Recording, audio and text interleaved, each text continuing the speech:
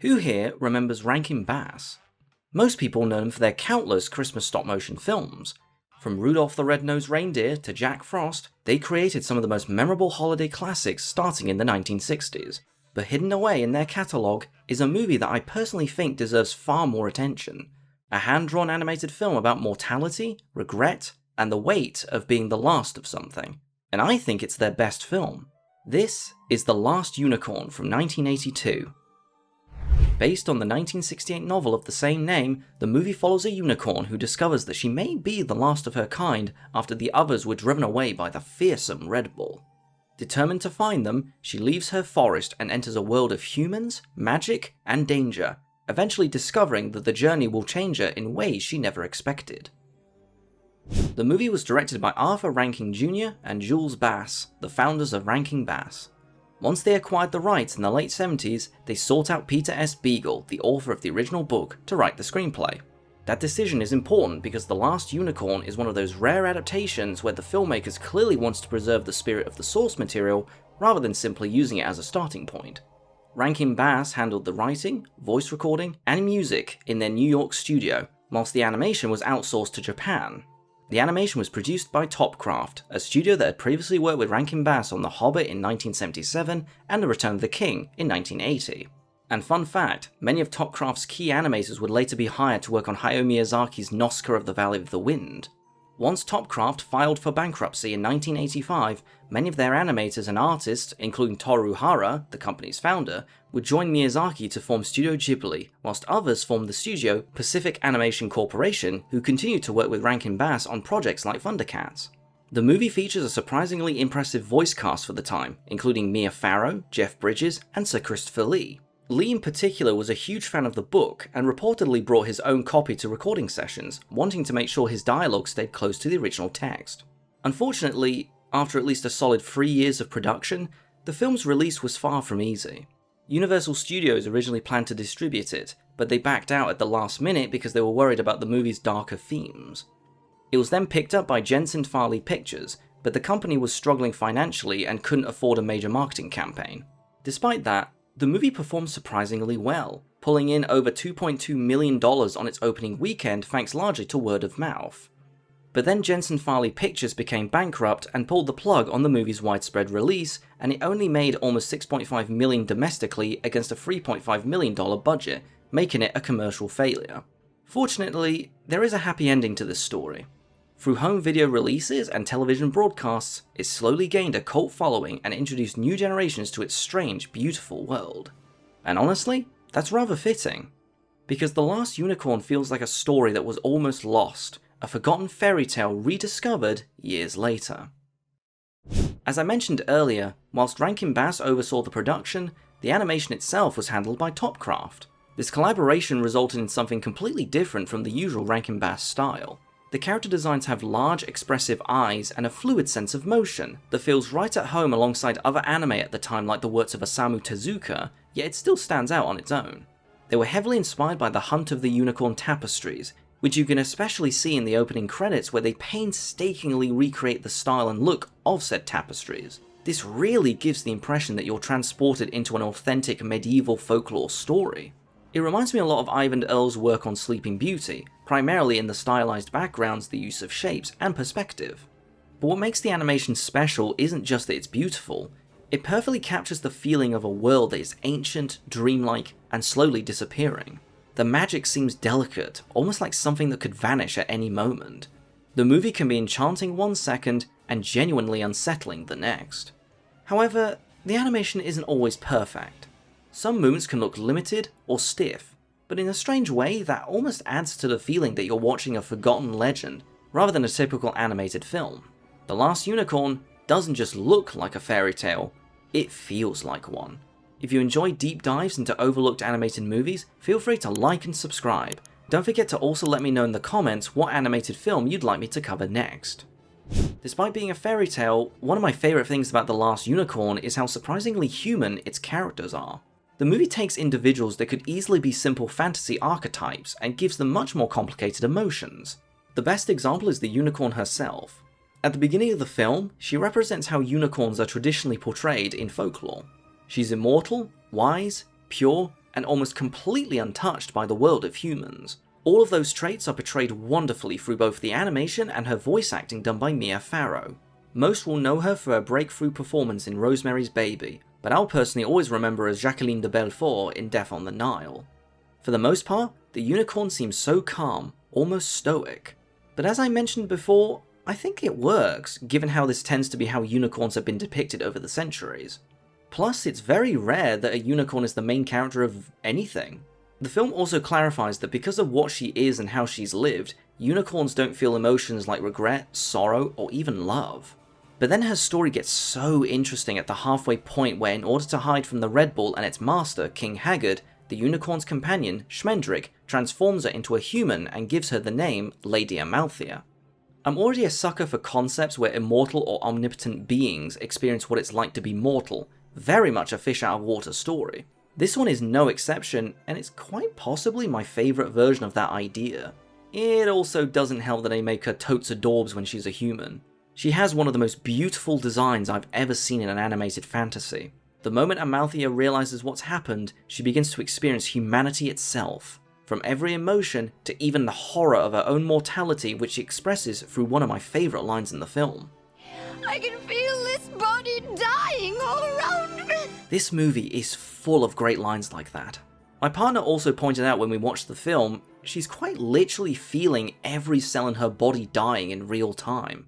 And as predicted by her other companion, Molly Grue, she begins to go mad. This leads to her struggling to maintain her sense of self, risking forgetting her true identity as well as her quest. As for the side characters, I don't consider them as complex as the unicorn, but they aren't that bad either. Schmendrick, voiced by Alan Arkin, is a bumbling, idealistic yet insecure magician who longs to unlock his true power. He provides a lot of humour to the movie, as well as serving as a loyal yet also great foil to the unicorn. Molly Grue is initially a wary and bitter common woman worn down by her life's harshest experiences. But upon meeting the unicorn, she breaks down, expressing delight and resentment at finally fulfilling her childhood's desire to gaze at a unicorn with her very own eyes. But Molly has suffered throughout her life, and seeing the unicorn is a painful reminder of the hopeful child that she once was before everything she's endured. Despite all of that, she forgives the unicorn, and is the one who grounds our heroes in their quest, usually relying on her wit rather than any sort of magic. And then there's Prince Lear, voiced by Jeff Bridges. I'm the dude. Sorry, I couldn't resist. He is the typical prince archetype, a hopeless romantic hero who falls deeply in love with Lady Amalthea. He starts by thinking that he'll win her heart through traditional masculine means often depicted in fairy tales like slaying terrible creatures. But to no avail as she is falling into a deep depression. Then he begins to use more unorthodox methods to win her over. He writes poems and listens to her. He tries to get to know her personally, which is made difficult by the fact that she herself is beginning to forget who she is. And lucky for him, his methods start to work. She actually reciprocates his feelings. But sadly, he eventually learns that their relationship is not meant to be. On the darker side, we have two pretty good villains. First, we have Mommy Fortuna, voiced by Angela Lansbury, who's one of those actresses who could do no wrong in my eyes. This role in particular makes me wish that she played more villainous characters. Fortuna is a wicked witch who serves as the first major obstacle in the unicorn's journey. She runs a travelling carnival where she shows off what seem to be all sorts of mythological monsters. But her magic is nothing more than smoke and mirrors. She uses illusions to change people's perspective on what are mostly ordinary animals. She's not driven by greed akin to someone like Stromboli from Pinocchio. What she desires more than anything is legacy. She wants to capture immortal beings like the unicorn as well as a freaky looking harpy so that they'll go and live on, remembering what she did to them. So even in her final moments, she grimly accepts her fate, truly believing that she's won, as the harpy will carry the memory of her capture throughout eternity. And then finally there's King Haggard, brought to life with cold despair by the incredible Christopher Lee. Despite being a ruling tyrant that we frequently see in fantasy, he isn't a typical power-hungry villain. This is a man drowning in depression, a man living in a hollow emptiness with the inability to find any happiness, except the glowing light of all the unicorns he's captured over the years. And even then, that feeling is only fleeting. A feeling he's wanted to recapture since glimpsing a unicorn in his youth, being the only thing to make him feel alive. He's driven by a mad and twisted obsession that makes him take control of the Red Bull and steal all the unicorns for himself, at the cost of the world losing its joy and wonder. And that's what connects all these characters. The unicorn, Schmendrick, Molly, Lear, Fortuna, and Haggard are all searching for something they think will complete them. But the movie argues that meaning doesn't come from holding on to things forever. It comes from experiencing and appreciating them, knowing that they will eventually disappear. The music of The Last Unicorn is one of the biggest reasons the movie is so distinct. The score was composed by Jimmy Webb, with most of the songs performed by the folk rock band America. There are 6 songs in total, and unlike many animated films, most of the songs aren't used like in a traditional musical. Instead, they help communicate the feeling of the world itself. The songs performed by America act almost like a narrator, expressing ideas that the characters themselves don't always say out loud. They remind me a little of the songs Phil Collins wrote for Tarzan. The Last Unicorn Part 1 and 2 establishes the sadness of a world where magic is slowly disappearing, whilst Man's Road foreshadows what the unicorn will experience once she becomes human. In the Sea is about our heroes wondering where the unicorns are. It shows how the magic of their world can easily disappear because of man's greed and despair. The songs are surprisingly catchy, but there's always a sense of melancholy within them. The last 2 songs are sung by characters in the movie. Unlike the others, they're more like musical numbers where it's about the characters expressing their feelings and desires. And I personally find them the most interesting. Now That I'm a Woman is naturally sung by Amalthea in her human form. This is where she begins to feel the awakening of all the complex human concepts that she's never experienced before, like aging, emotions, and mortality. It's worth noting that Mia Farrow didn't sing this. Instead, the unicorn's vocals were done by singer Katie Irving. The last song is That's All I've Got to Say, a tender romantic duet between Lear and Amalthea. Pretty self-explanatory. They sing about their deep affection for one another, but there's that underlying tragedy that they're not destined to be together. And that's really the strength of the soundtrack. It understands that the story isn't just about magic, it's about the sadness of watching something beautiful disappear. One of my favourite things about The Last Unicorn is how it's technically a fairy tale, but it's more of a deconstruction of one. It contains everything we associate with fairy tales, magical creatures, wizards, spells, and quests. But instead of treating those ideas as simple fantasy, the movie asks what they actually mean. Not in a cynical or satirical way, it's much more tragic than that. The story takes familiar fantasy ideas and grounds them with surprisingly human emotions. The best example of this is the unicorn herself. In traditional folklore, unicorns represent purity, beauty, and immortality. They're creatures beyond the struggles of mere mortals. But the movie asks, what does it actually mean to live forever? The unicorn begins as wise and graceful, but she's also emotionally distant. She understands the world, but she has never truly experienced it. Only after becoming Lady Amalthea does she discover love, sadness, fear, and regret. But she also discovers something terrifying: mortality. The movie's central irony is that becoming human makes the unicorn less perfect, but it also makes her more alive. She finally understands the value of things because they can be lost. This is something King Haggard completely fails to understand. He wants to capture the beauty of the unicorns for all time, but by trying to possess them, he destroys the very thing that made them special. The movie suggests that happiness, beauty, and wonder matter precisely because they don't last forever. And this idea connects to the entire cast. Schmendrick learns that becoming a great magician isn't about power, but about finding purpose. Lear learns that love isn't about being a perfect fairy tale hero, but about truly loving someone for who they are. Molly Grue represents regret, the feeling of waiting for something magical to happen, only to find it after life has already changed you. In a strange way, The Last Unicorn is also about growing older and looking back at the magic you once believed in, knowing you can never experience it in quite the same way again. It doesn't argue that magic will fix everything. Instead, it argues that magic matters because it can disappear.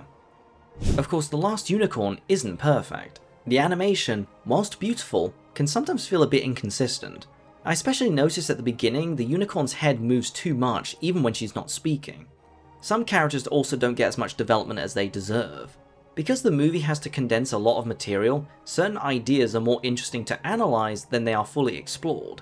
Schmendrick's insecurity and desire to become a great magician are compelling, but the movie doesn't spend much time exploring where that comes from. And whilst Amalthea's transformation is fascinating, her emotional journey is sometimes more explained than shown because she remains so quiet and distant throughout much of the second half.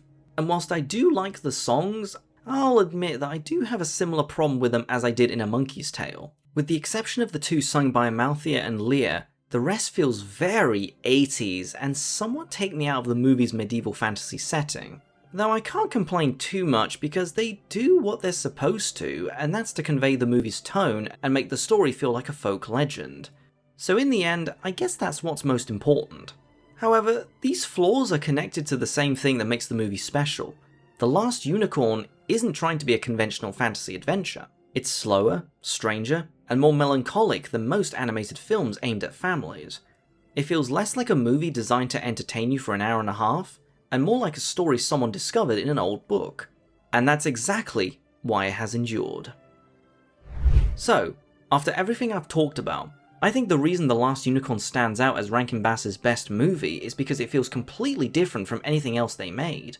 Whilst Rankin Bass became famous for comforting Christmas classics, The Last Unicorn is something much stranger. It's a fairy tale, but one that understands that fairy tales aren't just about magic and happy endings.